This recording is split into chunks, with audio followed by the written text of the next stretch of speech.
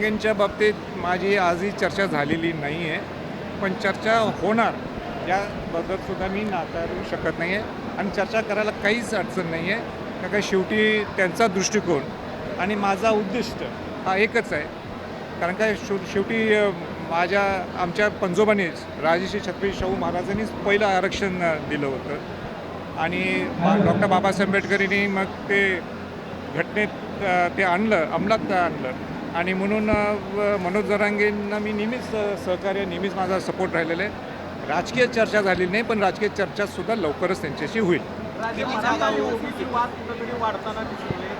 शिवफुले शाहू आंबेडकरांच्या या राज्यामध्ये असा मराठा आणि ओबीसी वाद वाढताना दिसतो, त्याबाबत आपली भूमिका काय? मराठा ओबीसी वाद होऊ नये ही मी या मताचं आहे. ही शाहू महाराजांची शिवाजी महाराजांचं महात्मा फुले डॉक्टर बाबासाहेब आंबेडकरांनी घडवलेलं आहे महाराष्ट्र. पण आता कुठेतरी सगळ्यांनी एकत्र बसणं गरजेचं आहे. कारण का शेवटी शिवाजी महाराजांनी सुद्धा ज्यावेळी स्वराज्य स्थापन केलं ते 18 पगड जात 12 बलुतेदारांसाठी स्वराज्य होतं. राजर्षी छत्रपती शाहू महाराजांनी सुद्धा ज्यावेळी आरक्षण दिलं त्यावेळी अनुसूचित जाती, जमाती, ओबीसी आणि मराठा समाजाचा सुद्धा त्यात समाविष्ट होता.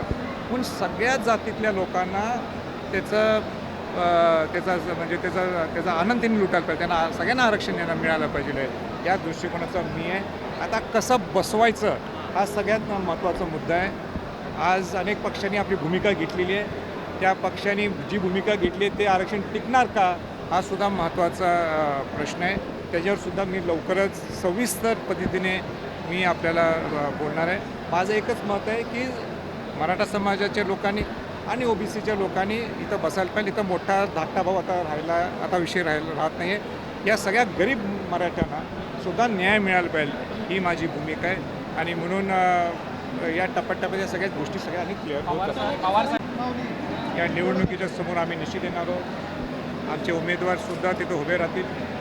किती उभे करायचे हे अजूनही लाईन आमची ठरलेली नाही आहे. त्यासाठी आमची सगळ्यांची बैठक होईल आणि त्यातनं ती लाईन ठरेल. पण स्वराज्य पक्षाच्या माध्यमातून निश्चितपणाने पूर्ण महाराष्ट्रात उमेदवार उभे राहतील हे मला आपल्याला मुद्दाम या प्रसंगी सांगायचं आहे. या निवडणुकीमध्ये काही दुसऱ्या आघाडीचा प्रयत्न होणार आहे का? आज पंचकुरू राजरत्न आंबेडकर आपल्या सोबत दिसत आहे, ते त्याचं कार्यक्रम केलेला आहे. नाही, सगळे पर्याय आपल्याला खुले आहेत. आम्ही महाविकास आघाडीच्या बरोबर जायचं तर काही या मिनिटाला संबंध आमचा येत नाही. तिसरी आघाडीचे सुद्धा पर्याय नाकारता येत नाहीत. आज स्वतः राजरत्न आंबेडकर साहेबसुद्धा इथं आलेले आहेत. त्यांनी सुद्धा भाषणात त्याच पद्धतीने बोलून दाखवलेलं आहे आणि म्हणून हे टप्पे आहेत, अनेक टप्पे आहेत. त्यातला आज आम्ही दोघं एकत्र आहोत. परवासुद्धा आम्ही एका बाबासाहेब आंबेडकरांच्या एका कार्यक्रम आम्ही एकत्र होतो आणि ती सुरुवात झालेली आहे. असंही नाकारता येत नाही. पण पर्याय सगळे खुले आहेत या प्रसंगी मला सांगायचं. अभिजित पाटलांना देखील आपण आज ऑफर दिलेली आहे.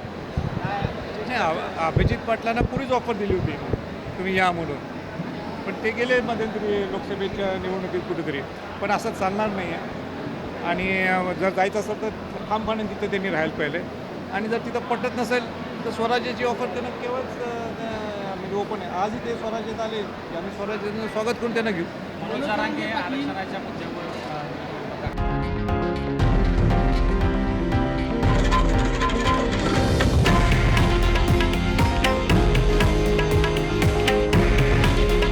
हे आहे देशातील नंबर 1 न्यूज नेटवर्क आणि आपण पाहत आहात TV9 मराठी.